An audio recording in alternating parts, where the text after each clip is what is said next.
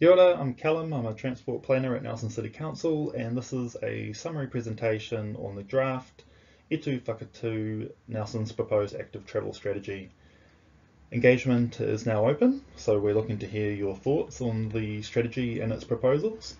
You can fill out a feedback form online, or you can find one in the library or at the customer service centre. I'll run through three key elements in this presentation, and that'll give you a bit of a summary on what's in the draft strategy, and I'll finish it off by looking at the map of the routes that we're proposing. Did you know that 94% of your household carbon emissions come from household travel? This strategy looks at enabling access to low carbon alternatives to the private vehicle, such as walking, cycling, and public transport. The next key element of this strategy is the proposal to reduce the speeds that vehicles travel through our neighbourhoods. We propose to reduce the speed limits to 30 km an hour on our neighbourhood streets and outside schools. By reducing the speed that vehicles are travelling, we create safer, accessible, more livable environments for people to walk and cycle. If we don't lower the speeds, we would need to remove more parking for separated cycle lanes, which is more expensive and disruptive, or have walkers and cyclists share the footpath. If we don't change our car-dominated neighbourhoods, we will have more congestion, vehicle emissions, and our neighbourhoods will be severed by traffic as the population increases. We also won't achieve our health, livability, and well-being outcomes. 30 km an hour is a safer speed to travel when mixing with walkers and people on bikes. It will make walking and cycling more attractive, as safety concerns are the main deterrent for people not choosing to walk or cycle. We want to make a large impact early by widespread changes to the street environment in many of our suburbs. An example of this has been trialled in Nelson South. The speeds and volumes of traffic through this neighbourhood are lower than they were before, and this makes it a nicer environment to walk and cycle. We envision all of Nelson's neighbourhood streets to feel like livable spaces again, where tamariki can walk, bike or scooter to their friend's house. Parents will have a peace of mind that cars will be driving slower on the street, and with more people out there being active, there will be a greater sense of well-being for all. Even car drivers will experience benefits, because more people will find it attractive to leave the car at home. The third key element is creating a complete network of separated cycleways and footpaths. Nelson has the highest number of people walking and cycling to work and school in Aotearoa. We also have a large number of people that drive, and our roads can get busy at peak times, which makes it uncomfortable to cycle on road and difficult and dangerous to navigate as a pedestrian. The best option to ensure our roads and pathways operate efficiently and safely is to separate the vehicle traffic from the walkers, cyclists and other modes such as e-scooters. We have heard that people require separation from traffic before they feel comfortable cycling on the road. We've also heard that pedestrians don't feel comfortable sharing paths with cyclists who are often travelling at high speeds. This is becoming more prevalent with the emergence of e-bikes. We also know that safe locations to cross busy roads are crucial in enabling trips by foot or on a bike. For this reason, we propose a core network of separated cycleways like you've seen on Muritai Street and wide smooth footpaths, separated from existing roads, with plenty of shade and seating. The number of people we expect to use a walking and cycling route will determine the type of facility that is appropriate.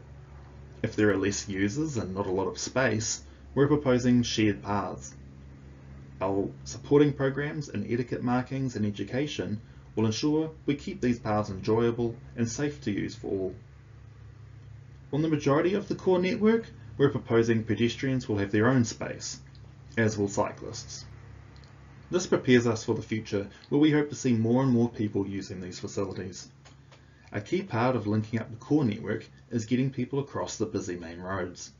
We propose to upgrade crossings to make it safer and easier to cross.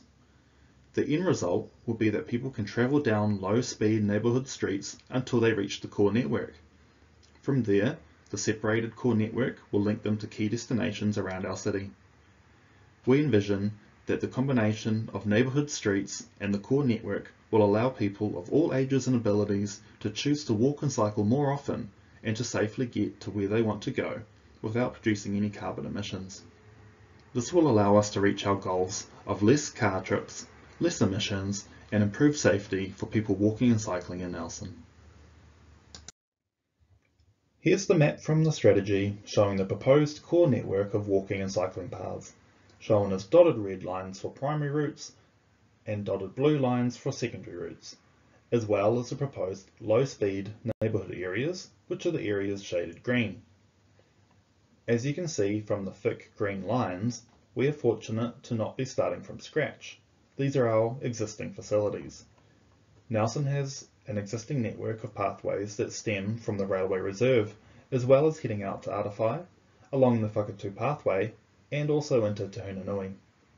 We propose to build on this, to fix the gaps, connect our growth areas to the network, and to ensure most Nelsonians have a high quality facility close by. To begin with, we propose to lower the speed limits in our neighbourhood streets, which will benefit the most amount of people at once, by linking people to our existing facilities with safe environments to walk and cycle. Next, we want to address the gaps and safety concerns in our busiest areas. We have counters which tell us where our busy areas are.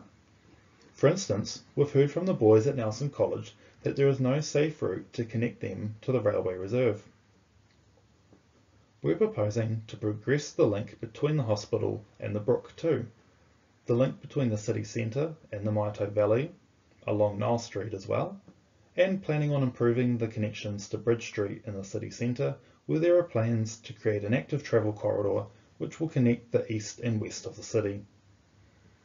The map also shows proposals for primary routes along the Ridgeway and connecting to Stoke Valleys, some of our fastest growing areas, to the centre of Stoke. We can't forget to mention the Rocks Road facility, which runs along the highway, which has been planned out in the Nelson Future Access project. It's there on the map showing a key commuter and recreational link which connects the city with the beach. Council will support our partners Whakatū who manage the highway to deliver this walking and cycling upgrade. If you like what you see, or you have some thoughts or comments to share, please let us know on our Shape Nelson engagement page, or drop a feedback form into us at the Customer Service Centre or at your local library. Bye for now. One last thing, we've extended the engagement period, so now you have until Thursday the 28th of July to let us know your thoughts. Ka kite!